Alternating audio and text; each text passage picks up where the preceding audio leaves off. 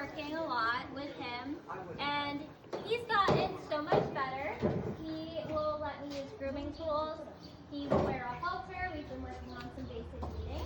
So what I'm going to start with first is I have my hands-on glove, which mimics your hand, and it has these little bumps on it for a curry. And I'm going to put it on. He lets me touch him all over with it. Get some of this shape. Oh, I see braids too today. Mm-hmm. Oh, wow. Yep, I've worked on the little parts of his mane that he has. What a good boy. And I just kind of take it very lightly, curry over him. And if he wants to walk around a little bit, that's fine. He really likes his neck stretch. Okay.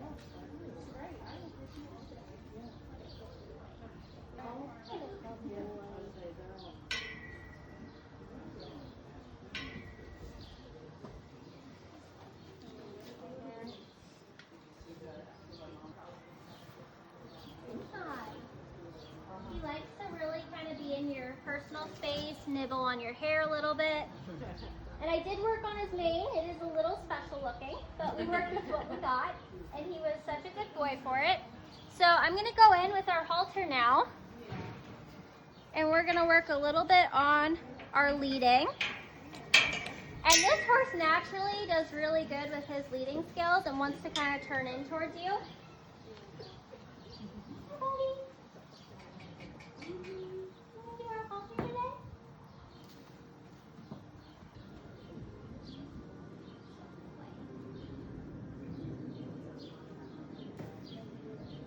He likes to nibble his rope a little bit.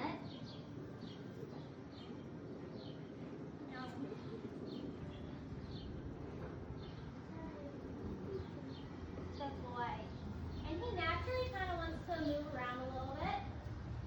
I like to give him a lot of line. Good boy. And like you've seen some of the other people, I like to just add little bumps until he gives in. What a good boy. You got it. Good boy. And as soon as he turns and looks, he can have that release.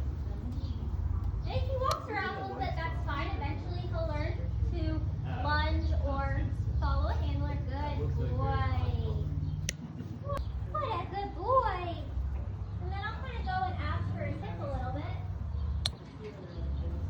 Got it. Stick with him till he turns. Good boy. What a good boy. There he kind of turned, position himself. He likes to play with his rope. As for his head. Good boy. That was really nice. What a good boy. There he's licking and chewing. He's getting more comfortable. I'm going to go up, rub on him. What a good boy. I think he desperately wanted to connect with somebody, and he just needed that patience and that kindness to kind of work with him. See if he'll kind of turn a little bit. And if he wants to move, we're just going to stick with him. Good boy. And he really wants to kind of go his own way, so I'm just going to hold a little bit of tension. Keep him here. Good boy. Got it, buddy. So like you might have heard some of the other trainers mention, these horses like to go back rather than forward. It's a little harder for them. So we're just going to kind of stick with him. Good boy. You come.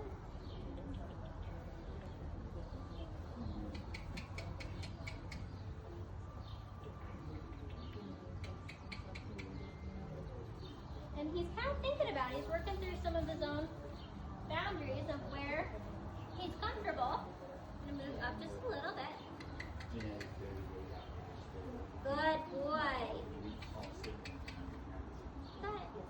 Good boy. So if he wants to kind of go in the corner, I'm going to let him have that moment. That was really good. Good boy. So reach up, grab a little bit. Hold just a little bit. Wiggle.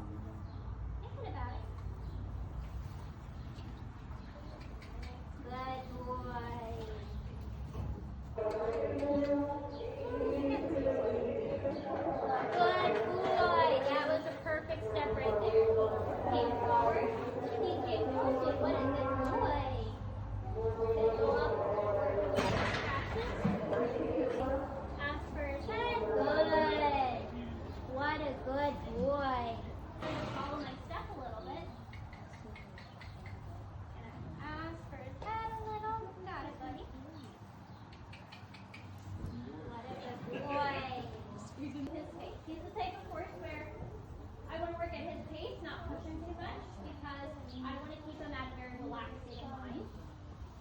if we push them too much, good boy. There, I just use a real light pressure.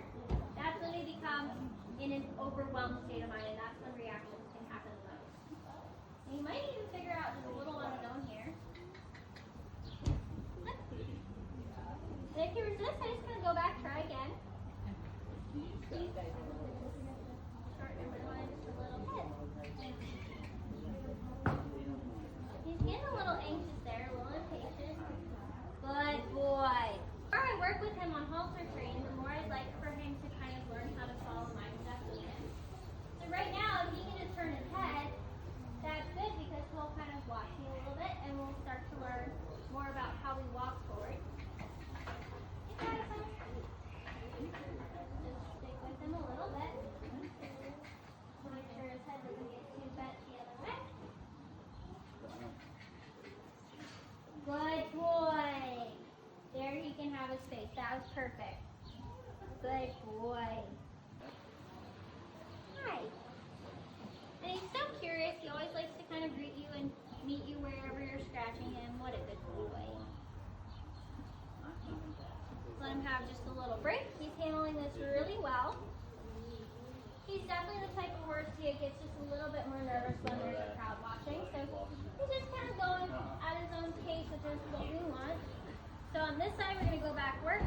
Ask for his head. Good boy. And if he wants to walk away, he's going to learn that there's something there kind of keeping him. Good boy. Good boy. Good boy. And there I'll kind of walk with him just a little bit.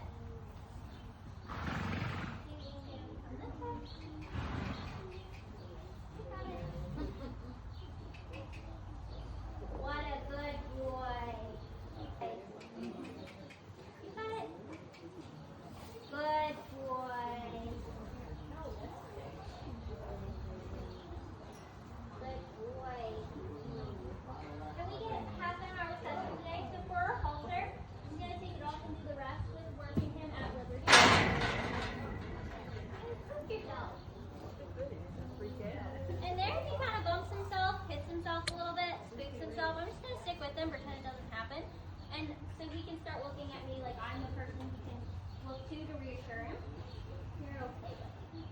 Yes, I know these panels are scary. And I should make sure that's true.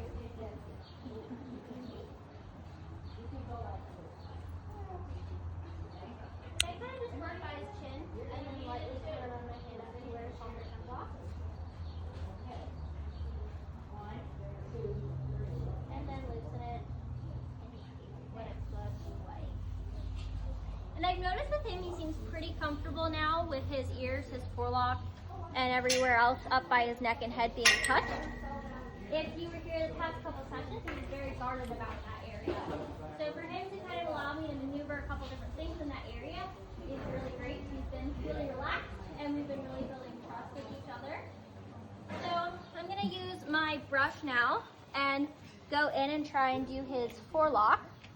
And this is something new for him. I've been able to play with it and kind of touch him there, but not really brush it out. Got it, buddy. Let him look at it.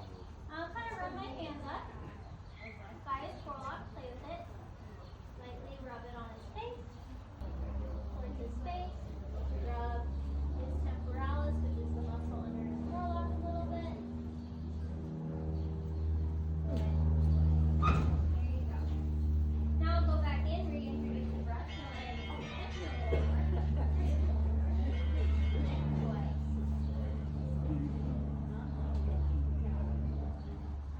And I try to add very little pressure to towards the mane, just because that's a very sensitive area for them. So I don't want to just go ripping out hair. I want to be kind of soft and gentle about it.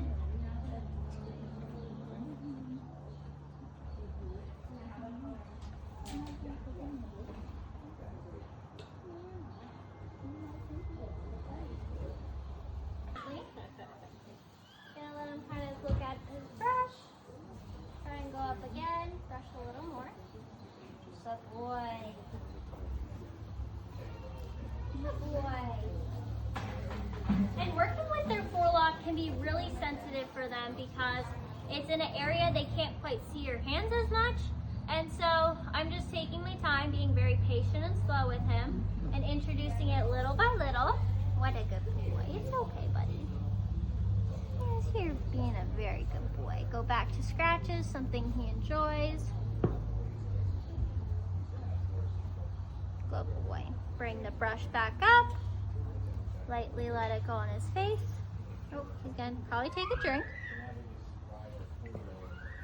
Good boy. Go up, brush a little piece. Good boy. What a good boy. And I try to do this when his head's up a little. I don't want to scare him by kind of bending down and just picking up his forelock. If his head's bent down, I like him to be able to see me from his eyes. Pretty. Hi. I'm going to try on this side, just like what I do. There, he kind of walked away when I added that energy in my hand, so I'm just going to stick with him, try this side again. With these Mustangs, it's really important that we do things out of both eyes so they get really used to people on both sides of them. Let's back work on his mane a little bit too. You know, I braided it. He'll let me kind of brush out the ends a little bit.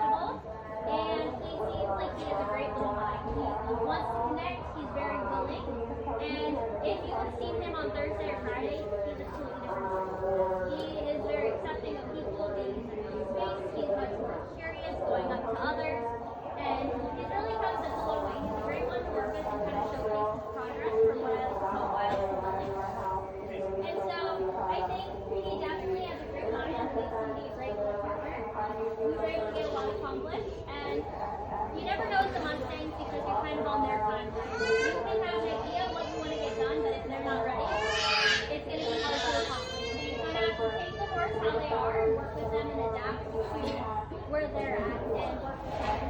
And you can just see there's lots of different ways they get too bothered.